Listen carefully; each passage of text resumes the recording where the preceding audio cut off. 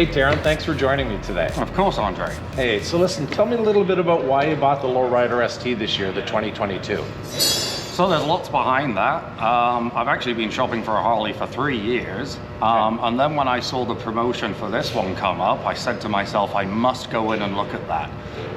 And when I came in, you showed me the bike, sat on it, let me spend a bit of time on it. And that's when I told myself I had found the one. Good. I had found the bike for me. And what was it about the Lowrider ST that you liked? Many things. The fact that it's got performance behind it, it's got good styling, functionality is incredible for what it is. It's the best of both worlds if you like to really ride, but then go on a good long cruise across the country as well. It's excellent in all regards there. Excellent.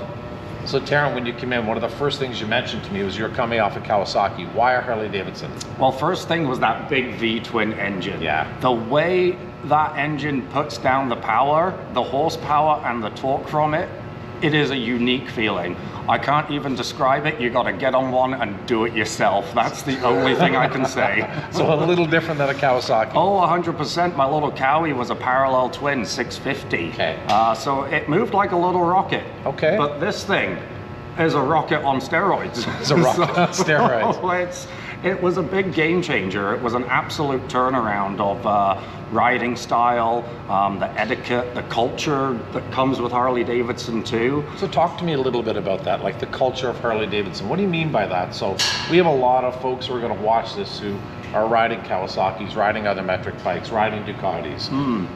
What is it about Harley-Davidson that is important to you or you see as the culture of Harley-Davidson? Right. So when I was on my Kawasaki, I hung out with other metric riders, but primarily with Harley-Davidson riders. Okay. And the culture of it and the friendliness, the hospitality, how welcomed I felt by anyone on a Harley, even though I was on my little 650 Kawasaki. Yeah. And that's what persuaded me towards Harley-Davidson, because I saw the enjoyment and the exhilaration people were having from these motorcycles. And then as I dive deeper into it, the playroom you have with them, the modifications and aftermarket parts are endless. Right. I find one thing and I get it, and then I go search somewhere else and it's like, oh, should have done an extra bit of looking before I installed that part. But no matter what you get and how you get it, you're gonna love it, you're gonna be happy. Awesome. So you talked a little bit about performance. Why don't we go over and have a look at your bike and Sounds good. Take me through some of the things that you liked about your bike and maybe some of the things you didn't like about your bike. 100%, let's do it. Awesome. So we're gonna talk about some of the things that you did to your bike. What is one thing that you did to your bike that you really love? The first thing and the biggest thing that I did was the seat. I purchased myself a Corbin. It's got leather woven with carbon fiber into it, so the grip and the comfort is just out of this world. My biggest reason for doing this change was the stock seat that comes with the bike. You're about 20 minutes on it and you're numb. You want to get off, you want to walk around. With this thing, I did my trip to Winnipeg on it and every single bit of comfort the whole way. And a trip to Winnipeg's a long trip. Oh, just a few kilometers to go.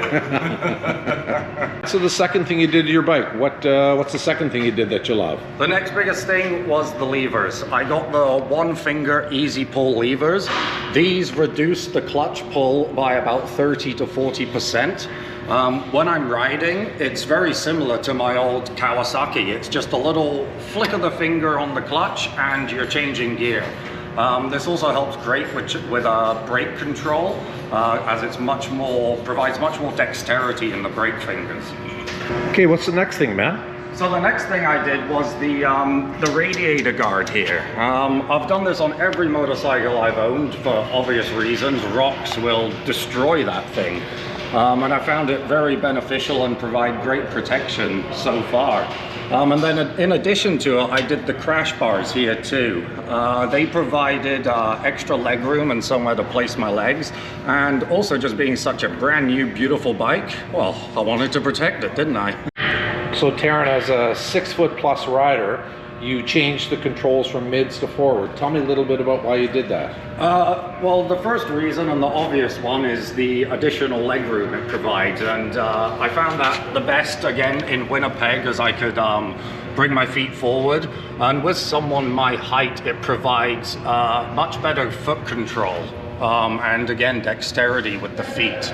And these foot pegs I put on here are from Joker Machine.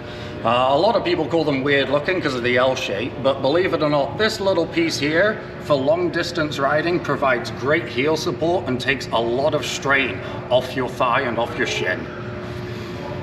So we're just talking a little bit about off camera, and I asked you, why did you change out to the Harley-Davidson low-cut windscreen? Tell me a little bit about that.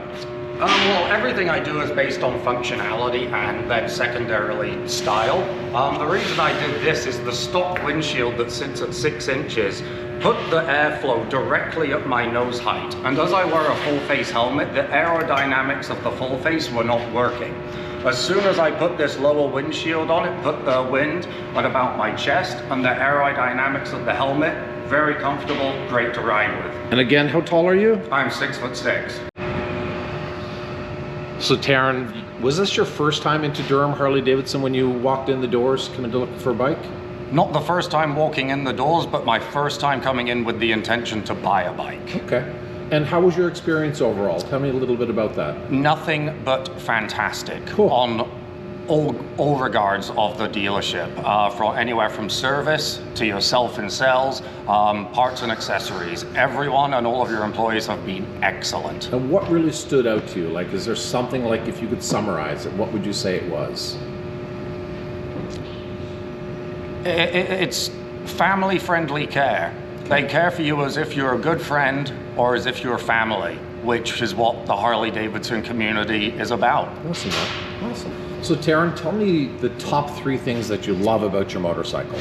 So a little bit of repetition. That seat, the Corbin seat, just again, it's next level. Overall, just being on a V-twin engine and experiencing what a V-twin can do. Gotcha. And then finally, again, it would be those levers, the one-finger levers I have on there. Levers. Yeah. Okay. Helps with exceptional control of the motorcycle. And what would be the top 3 things that you didn't like about your bike? Obviously, you changed your seat around. Mm-hmm. So let's think about some other things that you didn't like about your bike. That I didn't like, just how quiet it was. But that's not anyone's fault. Harley-Davidson has to abide by the rules and laws of the Highway Traffic Act and exhaust. Right. That's right. And so I see that you put some Vance & Hines 2-in-1 pipes on your bike? Yes, it gave it quite the rumble, and I love the sound, and anyone who can hear me from kilometers away, they say they love it coming in. Excellent. And so what's the last thing that you really didn't love about the Lowrider ST? The one thing that caused me a bit of discomfort was the rubber bushings in the risers. Tell me. The reason for that is my first day riding it back from the dealership, I get home and I go, Andre, my handlebars are not lined up with the triple tree. I remember that. Oh my goodness. And so we take a look and find out, no, the rubber bushings just shift a little bit. And I've heard other customers have had similar complaints. So right. The one thing I'm looking at doing next is installing the polycarbonate bushings. Excellent. Yeah. Excellent. So Taran, overall on a scale of 1 to 10, what would you give the Lowrider ST from 2022? For what it is, it doesn't fit on that scale, Andre. I would do nothing but turn it up to 11. Awesome, buddy. Awesome. Taran, thank you so much for your time today. Of course. And remember, guys, when you come into Durham Harley-Davidson, ask for Andre. Thank you. Thanks, man.